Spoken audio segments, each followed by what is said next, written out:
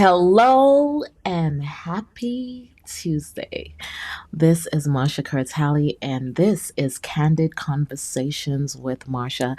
I am so excited to talk about this subject of celibacy while I am also very humbled to be in a space where I can share my story and hope that it will help somebody else on their human experience, on their journey.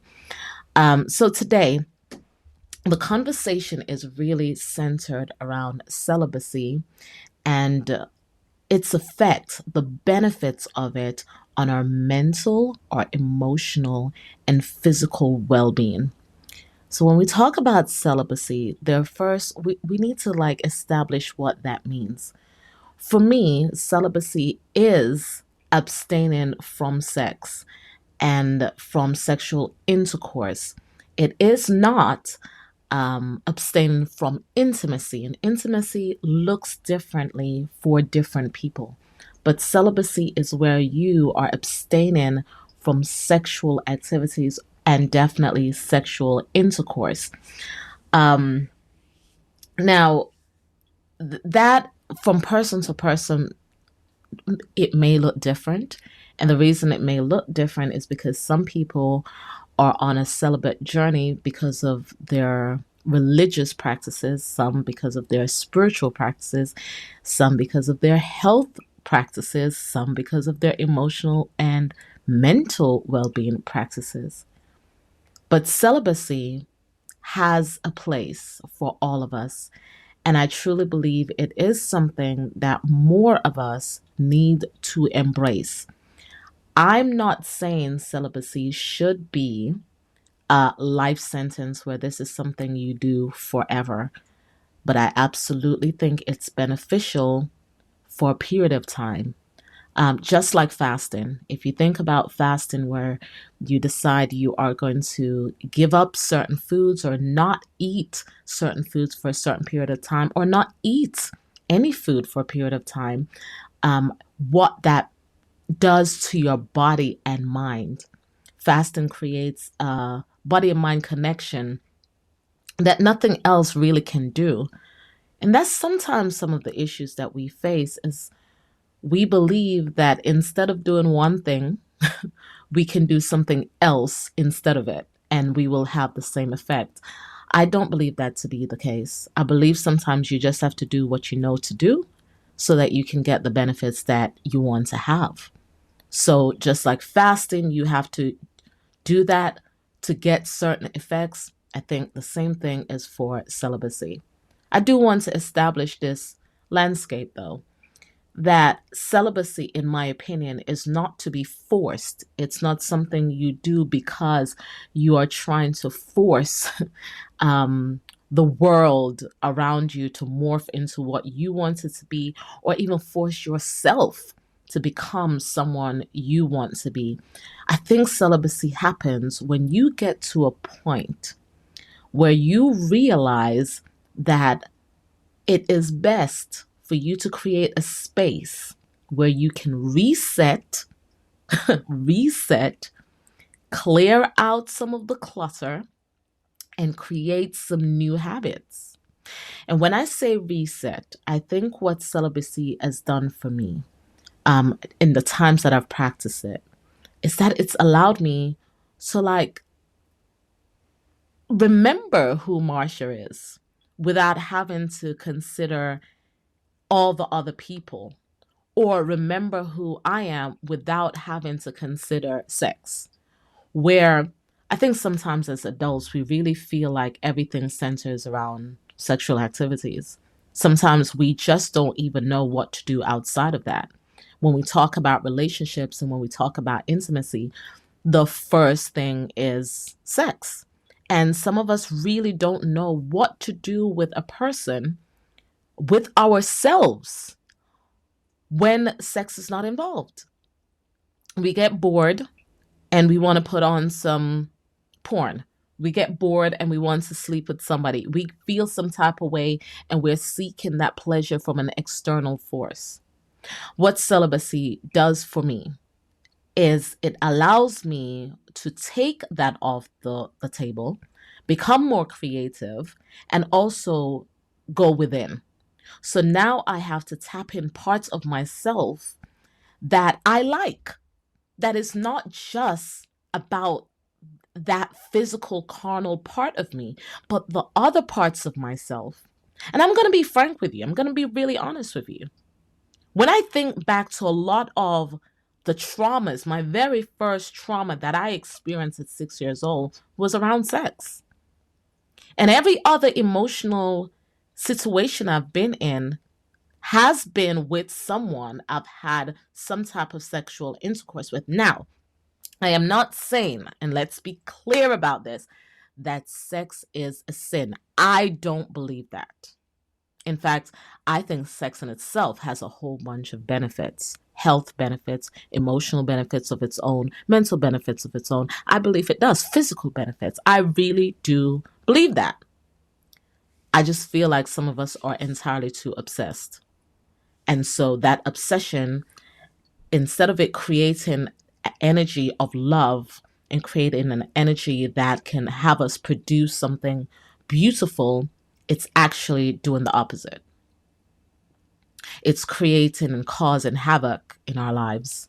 And that obsession, that irresponsible way of dealing with sex, the part of us that allow those carnal desires to manage us and motivate us, they are creating the havoc. So it's not that sin, the act of sex is a sin. It's the way that we've been handling it that's been sinful. It's the way that we've been treating ourselves and other people that is sinful. And when we go through a process of celibacy, it's given us a moment to reset. Like, okay, I have been treating myself in this way and treating other people this way and treating the sacred act of sex in this way.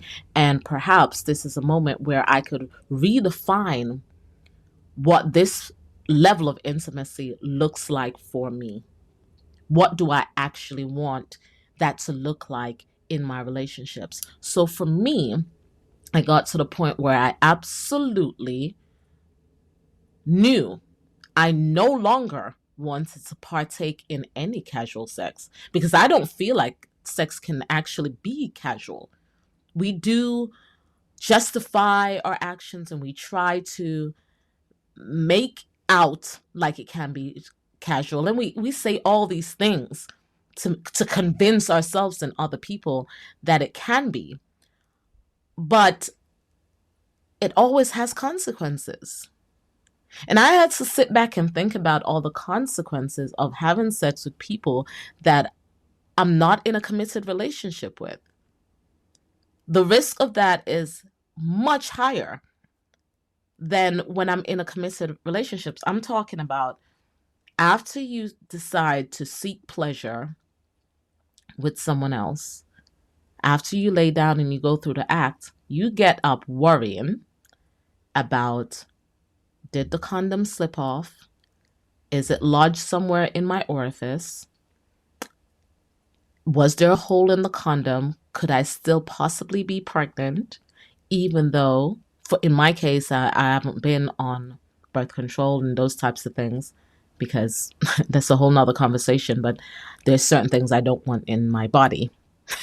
and that's, it's interesting because we say that we are very careful about the foods that we eat and the things that we drink and what we listen to, and then we just sleep with anyone. That doesn't make sense. That's contradictory, because you should still be very careful about that energy that you're putting inside of your body. I always say sex is a liability for women, and I stand by that. And these are the reasons. Because after you think about holding the condom, can I still get pregnant? STIs, throw off your pH balance. Let's talk about throwing off your pH balance.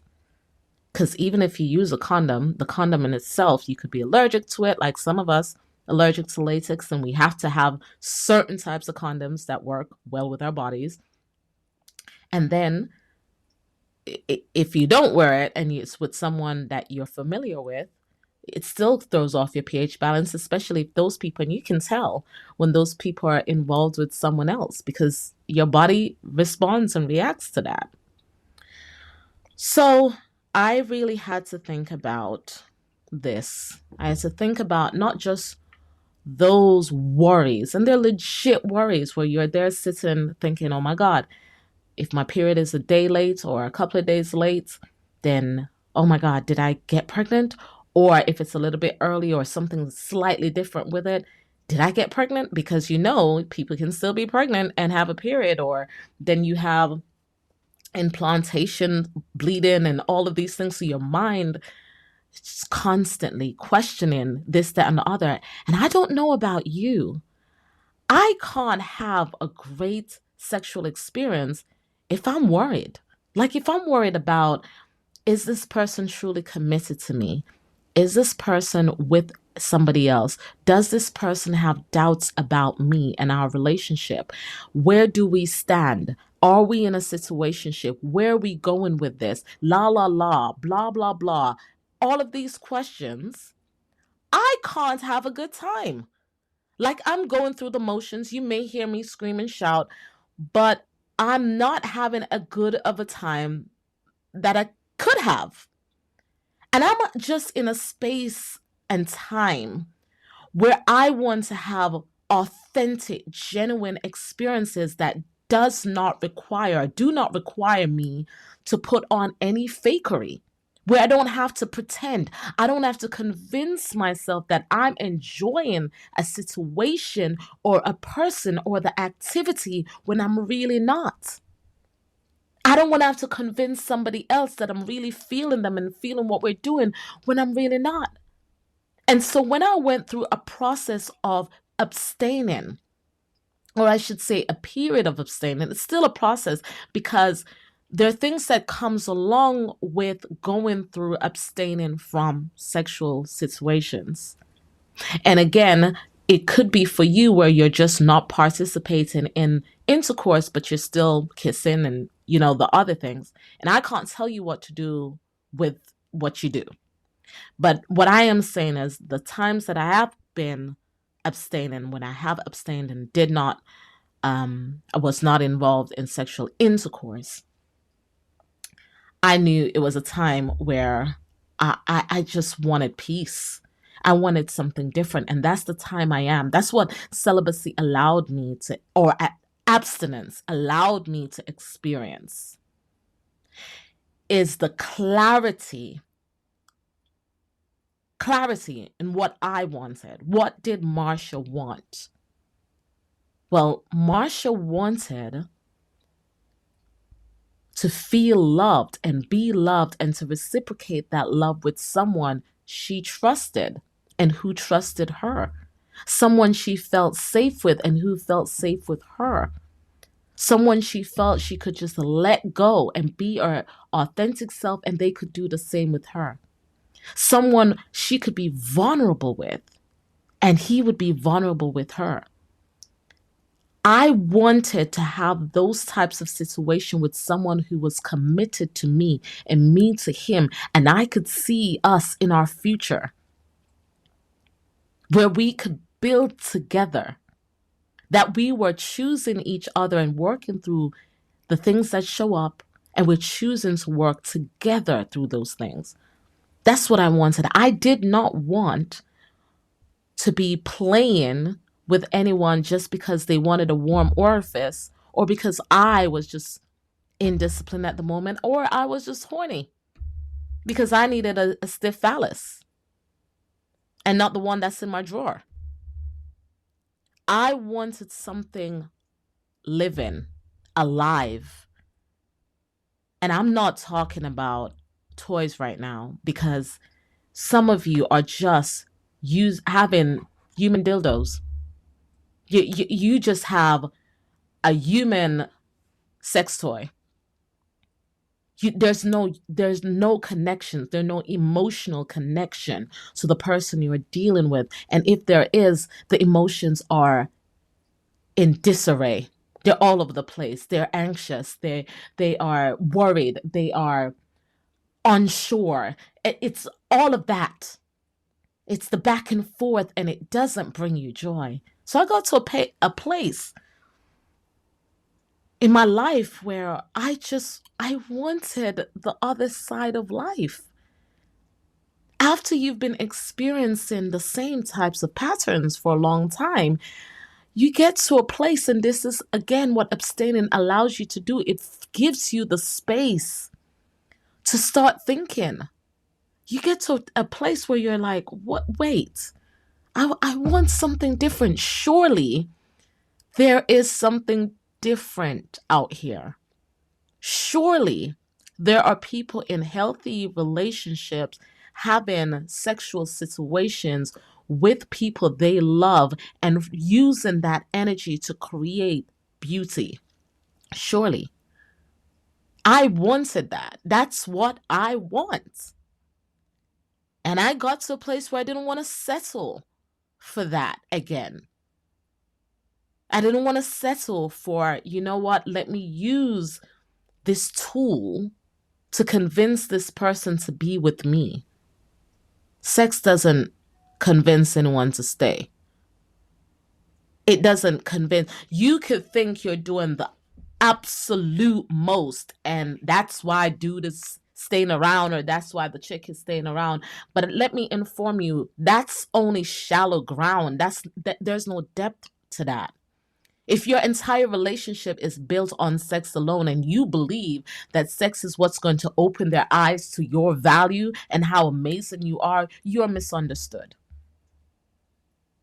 There is a significant misunderstanding in how you think relationships are built. Sex plays a part, but that you cannot build your entire relationship on that. And here's why. When you do not have the depth with a person, your sexual experience with that person is going to be affected. I don't know about you, but I want someone to experience the fullness of me in that area. Not obviously, and not many people should experience that, and not many people have. Even though I've had several sexual partners over the years, not many people have experienced that fullness of me in that area, because as I matured, as I evolved, I recognized that I couldn't just give my body away, that sacred energy away. I couldn't do that anymore. I understood the value of it, the value of me, and so I couldn't participate blindly anymore or ignorantly anymore, because I knew what was at stake. I knew what was at stake. I had learned through experiences what happens when you have sexual relationships with people that are not good for you. People that you should have waited to find out that they're not good for you. We're putting the carriage before the horse in lots of these situations. And again, when we talk about religious stuff, lots of people want to like brush it off, those people who are not in those religious practices. But I would encourage you to visit or revisit some of the religious ideas around sex. And when you revisit them, I want you to question why. Why do they have those things in place? Maybe why did they suggest that? Why? Again, I don't think sex is a sin, and that's not it. I don't think it's a sin. So when you're going through and you're questioning these religious texts and ideas around it, ask why. I come from this idea now when they talk about marriage before sex. I come from it from a realistic point of view, like I have been through this and I can understand why they would say get married first. Because when you are in a marriage, that means you should, operative word, should be in a committed relationship, someone you choose, someone that chose you, you're building and growing together, and this is your person. Not talking about all the other things that we're calling marriages. But that should be what a marriage is. I'm not talking about the business aspect of it either. But that should be what it is. And once you find your person and then you share that love energy with them through sex, you are going to be creating magical things. Beautiful things are going to come out of it. Right? So, and two, when we talk about marriage, in my mind, because I know in some relationships or some marriages you are dealing with several people, I'm not about that life because for me it's about one person. I only want to share my essence with one person. So let's get back to celibacy because we all have different lifestyles. We all have different ways of looking at sex and celibacy and abstaining and all of those things. I'm just here to share what I think the benefits are for our emotional, mental, and physical well being. So I talked a little bit about the physical aspect of it.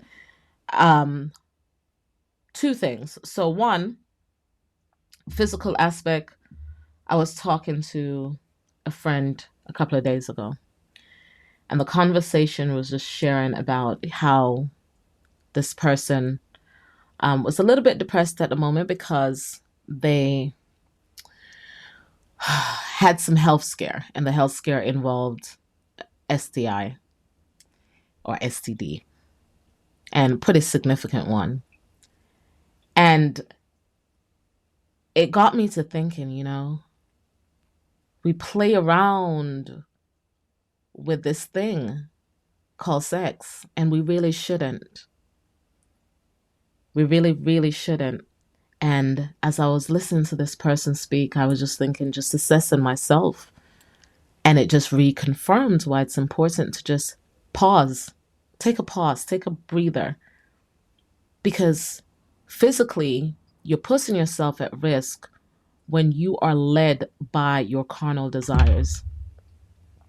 When that is what's drawing, pulling, driving your carriage. Metaphor. When your sexual desires are always at the forefront, they're always in the lead, they're always the ones dictating how you do things, you are at risk of damaging your physical bodies. So that's the first part. And if you're truly honest with yourself, you understand the spiritual impact when you are just out here willy-nilly sharing your temple with any and everybody. Because you have to remember, even without trying to spookify all of this, you have to remember everyone comes to you with things you do not see. So that may be their emotional, their intelligence is out of whack.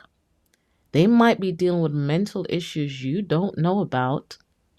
They may have some physical things going on with their health they did not share with you.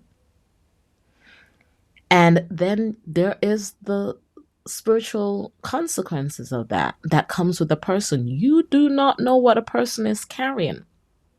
And sometimes when you are only going by appearances, that can be extremely deceiving when you don't spend time learning who that person is, learning how you react and respond to that person, how you relate to that person. If your values align, you could be introducing someone that is crazy to your life. And I know sometimes you don't want to think about all of that because you just want the pleasure aspect. The pleasure aspect doesn't last. But what does last are the consequences. The consequences. Years ago, I met a young girl. She was born with HIV. Her mother wasn't born with it. Her mother contracted it.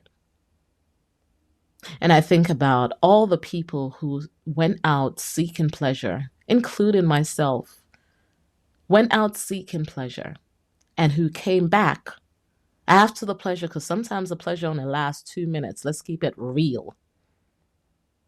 Sometimes the pleasure only lasts so long, and you come back with things that you didn't bargain for that last way longer than that 2 minutes. Things that you're still dealing with today. Things that you're still trying to recover from today because you went out seeking pleasure. At some point in your adult life, you have to get to a point where you pause. Celibacy gives you that great reset. That's what I feel of just being single as well. And I am talking to single people. I am not here to tell married people, I'm not here to tell you how to live your life. I'm not here to tell anyone how to live your life. But this is targeted at single women, single men. Take the time to remember or learn who you are, because sometimes the truth of the matter is you didn't spend much time with yourself. You've always been under someone or on top of someone. And every time you've been from under one, you're under another, you're on top of another. And people use this saying, which is ridiculous. It's ridiculous advice. The best way to get over someone is to get under someone. Ridiculous advice. It's terrible.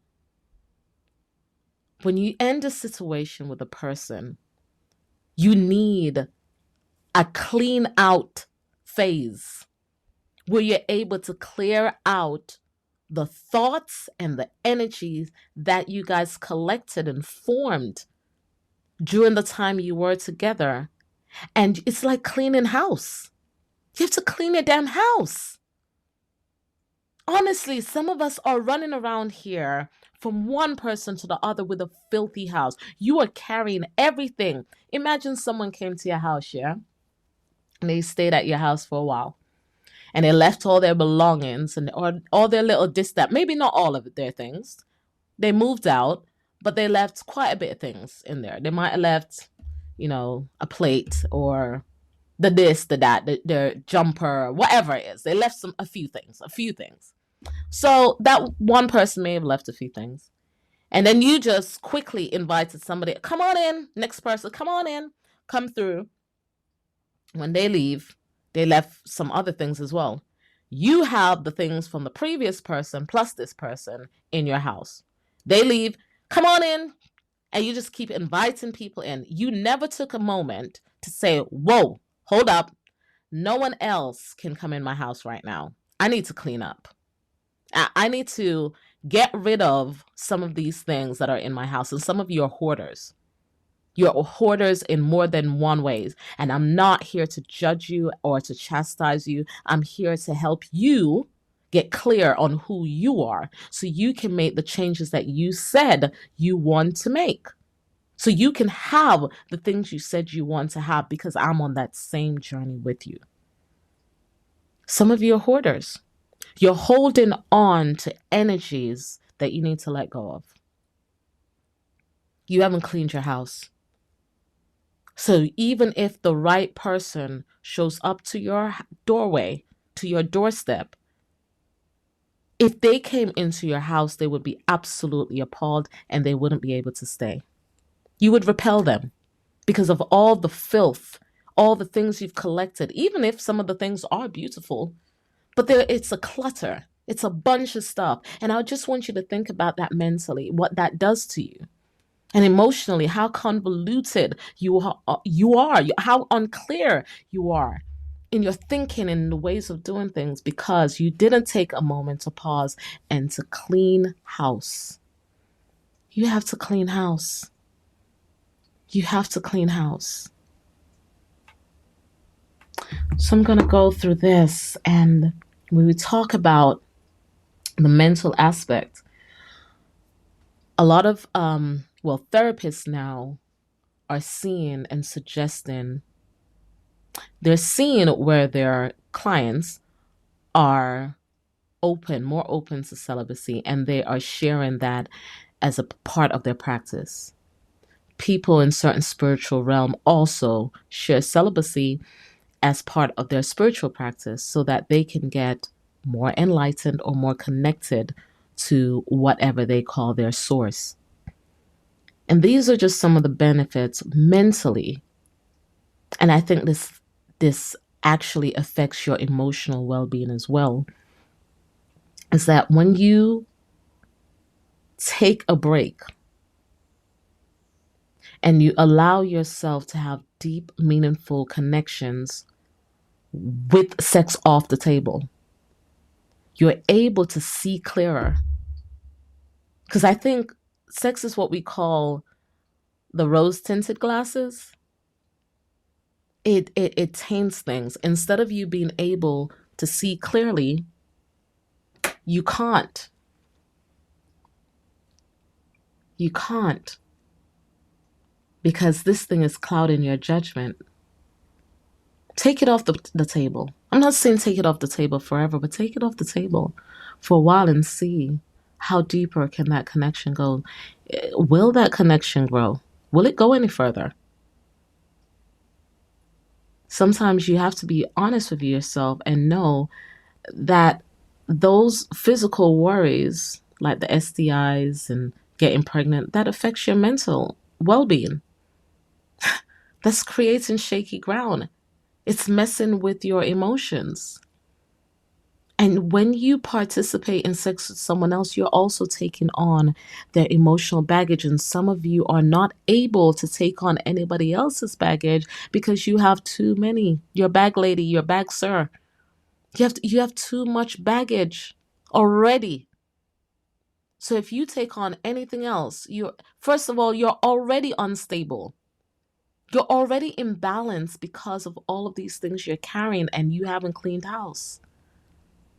You haven't taken a moment to just reset, to find out who you are outside of this physical activity. Because when you think about it, the physical activity, if you just, what is it?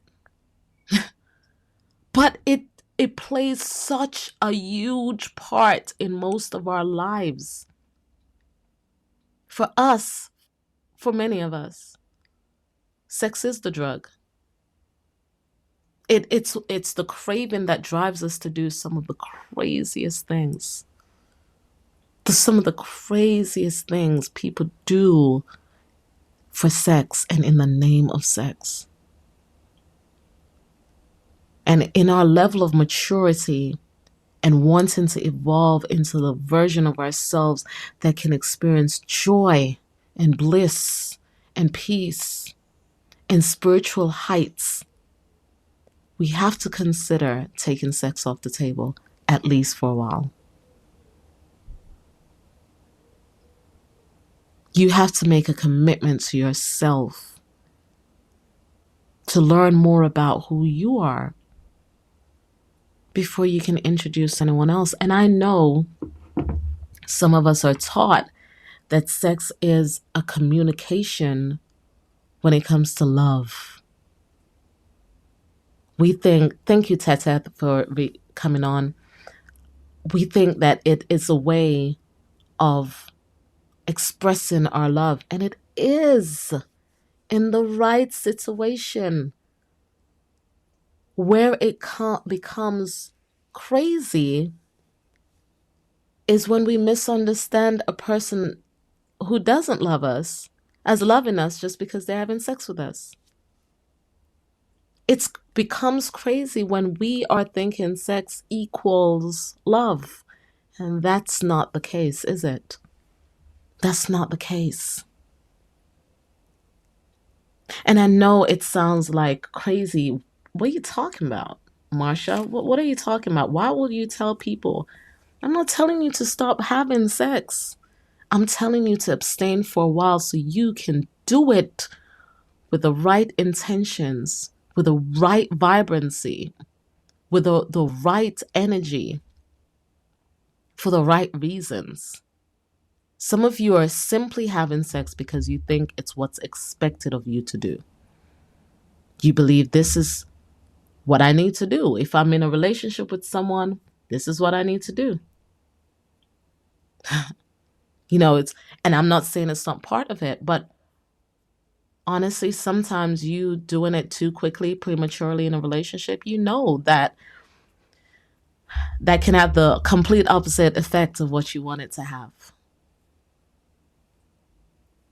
Take your time and find out about a person, because some of you are going crazy and driving yourself crazy because someone put it down on you. Now you think they owe you and you own them. Now you're starting all sorts of scenarios and situations going through people's phones. Let me ask you a question. How many of you actually go through someone's phone who you're not sleeping with? How many of you actually are out here being inspector, whatever, detectives, scrolling through people's social media platforms and reading through all the receipts and doing all of that of people you're not sleeping with, having sexual intercourse with? How many of you are losing sleep over a person who you're not having sexual intercourse with? On the flip side, would it not give you a lot more peace if you knew you were taking your time with a person and you were waiting to see that this person's committed to you, you committed to them before you decide to share yourself? And I'm not going to lie to you, sometimes it feels as though if you participate in that way, that will bring you closer together. And I'm not going to deny that. It depends on what relationship you have already established with this person. I don't know. I don't know what the intentions are. I don't know what work you've done on yourself beforehand, but I will definitely suggest that you take time to work on you. You take time to heal from the things that have hurt you before. You take time to become, you don't have to be perfect. So let's not get trippy. That's not what I'm saying. You don't have to be perfect, but you want to give yourself enough space and time to clear out some of the old thinking that you have and create some new ones. So form some new habits. It gives you the space and time to clean house. This is a brand new year, and it's just so interesting that today is the 14th. This is the second, ladies and gentlemen, second Tuesday in this brand new year. Time is like whoosh, past. It's literally flying. It feels like it's literally flying. This is the second week in a brand new year that we just celebrated. And I bring that up to highlight the significance of you starting to work on the things you want to work on now. Not necessarily putting it off. So if you want a healthy relationship, like I do, I'm going to challenge you to consider abstaining from sexual intercourse with the next person you're dealing with until you are confident that this person is your person. And yes, I can hear you saying it's gonna be hard and tempting. And why? Why is it hard and tempting? Why? Is it hard and tempting because you think that is what's expected of you to do? Or that's what's expected of them to do, to show interest? Because I've been in that situation before where the guy did not initiate. And I just thought he was not interested in me at all. I just thought he didn't see me in that way. I thought dude was just friend zoning me. Because to my understanding, if you want to be in a relationship with me and you are interested in me romantically, then you must have sexual desires for me.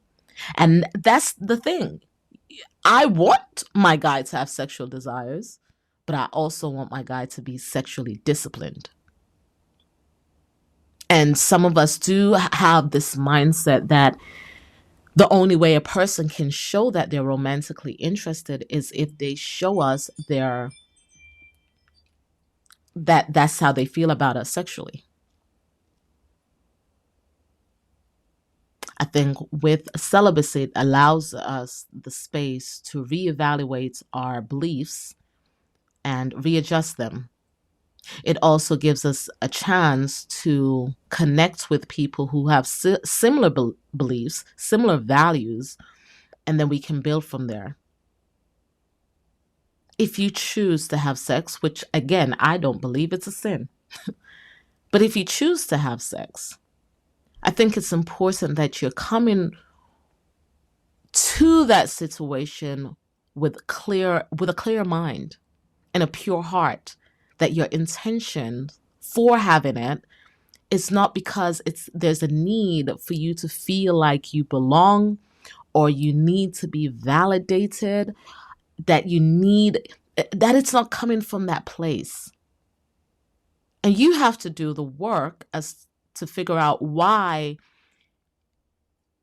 is it so hard for you to abstain? Why can't you wait? Let's not use celibate then. Let's not even use abstain. Why not ask yourself, can I wait? And if you can't wait, ask yourself, why can't I wait? And there's no judgment here. There's no judgment zone over here at all. Because the truth of the matter is, I am not exempt from the things I'm telling you. I just know I'm in a different space and I want different things for my life. And some of you do too. And we are on a similar path. We're traveling a similar direction. And for you, I'm encouraging you to consider this part of it. So even if right now you do have a person in your space that you are interested in, slow it down. Slow it down. You don't have to go so fast into the physical intercourse of it all, because that changes things. And we are old enough to know that. We know that. We are self-aware enough to know that sex changes how we view other people, view their behaviors, and how we see things in general. We are old enough to know it changes things. We are old enough to understand the risk associated with sex. So consider this. Consider, even if you have someone in your space right now that is your person and you believe that's your person, slow it down. Build on your relationship. Find out who that person is. Find out what is still hurting them. What is still holding them back? What are they scared of? What are their hopes? What are their ambitions? Go deep with that person. Find out about their values and their motivations. Find out who they are. Because you may go into the sexual situation and it's not as good. And it's not as good because you guys don't know each other that well. And yes, sometimes you know a person too well, so you don't want to be involved with them that way. Then don't be involved with them that way. Don't feel like you have to participate. And don't feel like force yourself to not participate either. So it's about you understanding why you're doing what you're doing. It's about you being aware of where the source of you doing this is coming from. Because I believe, in addition to celibacy being a place that you can use it as a tool to help you navigate some of the pains and the heartbreak that you've dealt with in times past, sex can also help you to heal. I do believe that too. It's a sacred, magical act in my eyes. But I think it's the source of where that desire is coming from. The source of where that desire is coming from. It cannot be coming from toxic, polluted place and produce something beautiful. And I say cannot, but you know, there's always anomalies, and there's always someone will give us a story that let us know that some things can be possible. And yeah, it can be. I'm just telling you in this moment that perhaps you should consider the risk involved with having sexual intercourse with people who are not in a committed relationship with you, and you with them. Consider the risk. Like, be honest with yourself, like brutally honest, because see, some of us lie to ourselves. So even when you're hearing sound advice, and I'm not saying this is sound advice to you, it might be to somebody else. I hope it is. But even when you're hearing it, you can't accept it. You can't receive it because you've lied to yourself for so long. You've deceived yourself into believing that wrong is right. And again, I'm not talking about sin and righteousness. I'm not even talking about that. Because who am I to talk about that, right? What I am talking about is you knowing what is right and wrong for you, like for your body, for your temple, for your psyche, for your health, for your emotions, for you. If you know this thing is creating havoc in your life, shouldn't you try and cut it out at least? I'm allergic to kiwi, the skin of kiwi anyway. So whenever, I didn't know this before. So whenever I ate, because in Jamaica, we don't have kiwi. I've never eaten kiwi in Jamaica. So that was when I was in America, actually. I don't even think I ate it here when I was in England the first time. And I would eat kiwi and I noticed that my lips would swell up. And I already have big lips, honey. I already have these luscious lips. But they will get so big. And I didn't know what it was until I started like just reading, and they were talking about like the little needle things on the skin. Sometimes as you're eating them, they could get on the fruit itself. Even though I peeled it, whatever, it would get on the fruit itself, and that will create the allergic reaction. So moving on, I have a different way of preparing kiwi now, so I can only get to the fruit, and also it has to be super ripe.